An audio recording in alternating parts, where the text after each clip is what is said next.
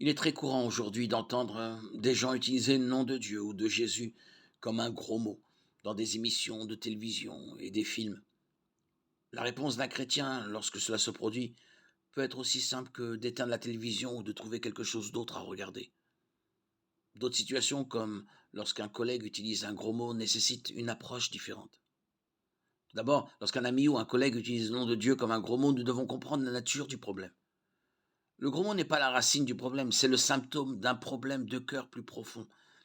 Si les gens connaissent et craignent Dieu, ils auront du respect pour le nom de Dieu.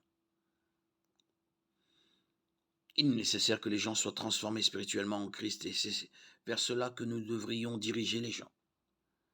Lorsque nous entendons des gens utiliser le nom de Dieu en vain, cela devrait être pour nous une occasion de prier silencieusement pour eux. Lorsque nous en avons l'occasion, nous pouvons leur expliquer combien cela nous fait mal d'entendre le nom de notre Seigneur profané.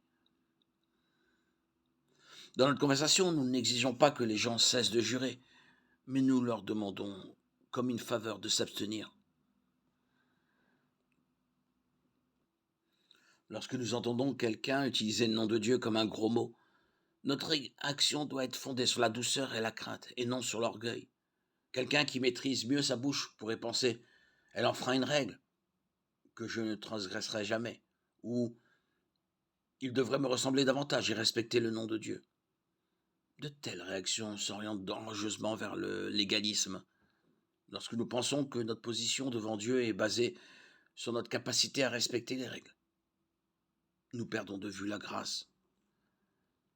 Nous avons tous le même besoin de la miséricorde de Dieu, et nous sommes tous les mêmes bénéficiaires de la grâce de Dieu.